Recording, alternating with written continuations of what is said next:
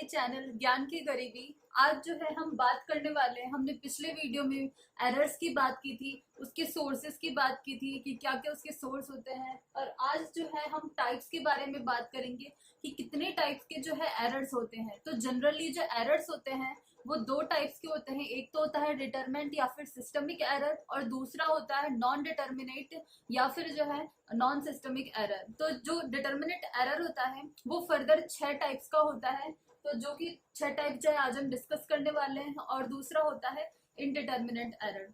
तो आइए चलिए हम बात करते हैं इसके टाइप्स की। और इससे पहले जो है हमने इसके नोट्स जो है उसकी पीडीएफ जो है नीचे डिस्क्रिप्शन बॉक्स में उसका लिंक दे दिया है, तो आप वहां से जो है डाउनलोड कर सकते हैं। तो डिटर्मिनेट एरर या फिर सिस्टमिक एरर जो है वो क्या होता है। अब ये जो एरर होता है वो जो है वो एनालिस्ट को पता होता है कि ये एरर जो है वो आ चुका है, और ये ऐसा रैंडम जो है एरर नहीं होता है, इसको जो है कंट्रोल में लाया जा सकता है। मतलब इसमें जो ये एरर होता है इसको कम किया जा सकता है, एलिमिनेट किया जा सकता है। नोन टू द एनालिस्ट जो इस परफॉर्म कर रहा होता है ये एनालिसिस को, उसको जो है ये पता होता है बात एरर की। और दूसरा है कि ये वन साइडेड होता है, और ये जो एरर होता है इसको हम एलिमिनेट कर सकते हैं। और ये जो है वो फर्दर 6 टाइप का होता है। तो फर्स्ट टाइप हम डिस्कस करते हैं पर्सनल एरर। अब पर्सनल एरर में क्या आता है कि जो एनालिसिस कर रहा होता है, जो एनालिस्ट होता है, उससे कोई जो है एरर हो जाती है। जैसे उसको जो है वो ध्यान से जो है उसको मेजर नहीं कर पाता है किसी भी सैंपल को जो है, या फिर कुछ भी, या फिर है ना वो वॉश करने में उससे है ना गलती हो जाती है। तो कुछ भी जो है एनालिसिस करने में किसी एनालिस्ट से मिस्टेक हो जाती है, तो उसे बोलते हैं पर्सनल एरर। दूसरे टाइप का जो एरर होता है वो होता है इंस्ट्रूमेंटल एरर। जो इंस्ट्रूमेंटल एरर होता है इसके अंदर जो है एरर इंस्ट्रूमेंट्स में होता है। जैसे कुछ हम इंस्ट्रूमेंट यूज करते हैं, पिपेट वगैरह, ब्यूरेट और कॉनिकल फ्लास्क, अगर इन सब में जो है कुछ एरर हो जाता है, इन सब का अच्छे से हम जो मेजर नहीं हो पाता है, तो वो जो है वो आता है इंस्ट्रूमेंटल एरर में। जैसे एग्जांपल है कि हम जो है पिपेट डिफेक्टिव अगर यूज करते हैं तो वो जो है वो इंस्ट्रूमेंटल एरर हो जाता है। अब तीसरे टाइप का है रिएजेंट एरर। अब जैसे कोई हम रिएजेंट्स यूज करते हैं किसी भी सैंपल में, अगर वो रिएजेंट्स जो है वो इम्प्योर फॉर्म में होते हैं, मतलब पूरी तरह प्योर फॉर्म में नहीं होते हैं, तो भी जो है एरर की संभावना रहती है। क्योंकि अगर 90% या फिर 80% भी कुछ अगर रिएजेंट प्योर नहीं होते हैं, तो कुछ ना कुछ जो है उसकी जो कैलकुलेशन आती है उसमें एरर हो जाता है। जैसे एग्जाम्पल है कि हम जैसे अगर हमें 1 नॉर्मल का पोटेशियम हाइड्रोजन पीथेरेट बनाना होगा, तो हमें जो है 100% प्योर लेना चाहिए। लेकिन अगर 90% ही प्योर होगा कोई रिएजेंट, तो उससे जो है हमें सिर्फ 0.9 नॉर्मल का ही सोल्यूशन जो है वो मिलता है। अब उसके बाद में फोर्थ जो टाइप है एरर का वो है एडिटिव या फिर कांस्टेंट एरर। इसमें क्या होता है कि कुछ जो है एरर्स बीच बीच में आ जाते हैं जब कोई एनालिसिस करता है, तो वो एरर्स जो होते हैं वो कांस्टेंट रहते हैं।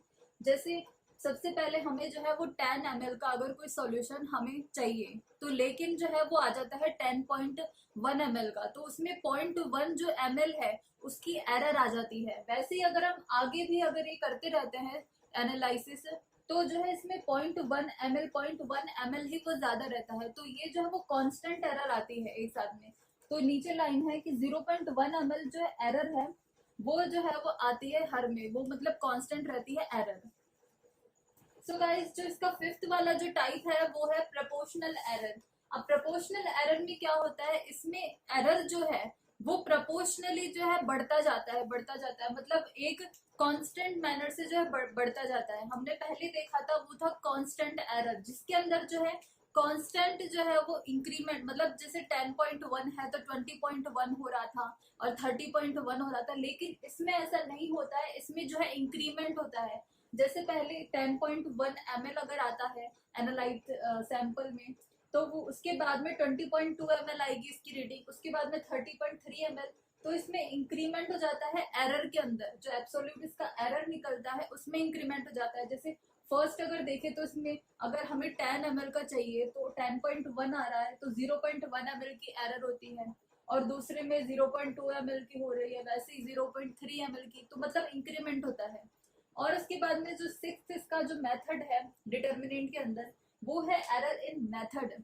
अब इसमें क्या होता है, जो हम मेथड यूज करते हैं उसके अंदर जो है वो एरर आ जाता है। जैसे हम कोई भी सैंपल जो है उसको एनालिसिस करते हैं तो उसके अंदर हमें जो है अगर 3 घंटे अगर चाहिए होते हैं कंप्लीट करने के लिए एनालिसिस, लेकिन अगर हम 2 आवर्स में ही जो है वो कंप्लीट कर लेते हैं तो उसमें जो है उसके जो मेथड में है उसमें एरर आ जाता है और उसकी वजह से जो है एरर हो जाता है और जो फाइनल प्रोडक्ट होता है वो डिफेक्टिव निकलता है।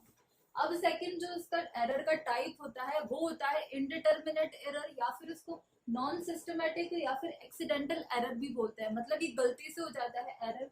ये एरर जो क्या होता है, ये जो है वो रैंडम एरर होता है, मतलब रैंडमली एरर हो जाता है। और ये जो एरर होता है इसको हम कुछ भी करके, जैसे प्योर एनालाइट यूज करके, प्योर कुछ भी रिएजेंट यूज करके हम इसे ठीक नहीं कर सकते हैं।